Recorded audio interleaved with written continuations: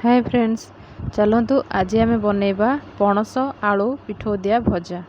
एथिपाई कि मैं गोटे पणस को एमती भाव में 4 चौठ कर रखी। आउ गोटे कप चाउल को राति भिजे की रखी। एपटे देखंतु पणस को यह भाव में आपड़ काटी नेबे भाजवाई पतला पतला कि काटे ना सीझबनी। यह भाव में काटिले सुविधार कटई हम। यापर प्रेसर कुकर रे से जो पणस और आलू को हलदी लुण पकई बसईदेली 2टा हुईसेल आसिया पर्यंत छाड़देली। एपटे गोटे ग्राइंडर ब्लेंडिंग जार रे चाउल आउ जीरा आउ है 3टा सुखिला लंका नहीं ताको भल भाव में बाटीदेली।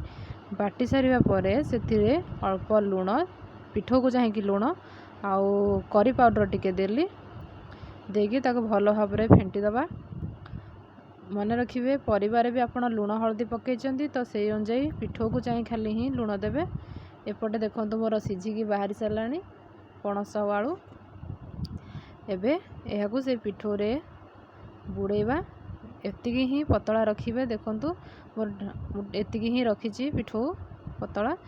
तापरे गोटे तावा बसई गैस फ्लेम रे ताधरे तेल प्रथमे बुले नेबे टिके अधिक तेल देइथिबे।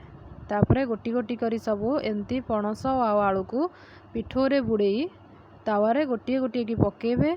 आ गोटे पट हो सारा पर ताकू आर पट को यह भाव में गोटी गोटी कर ओल्टेबे।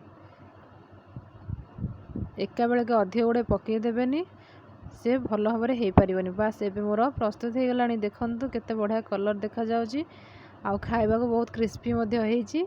मो झियो मते खाइकरी तार टेस्ट कहबो सीधी खाउची एबे ताकू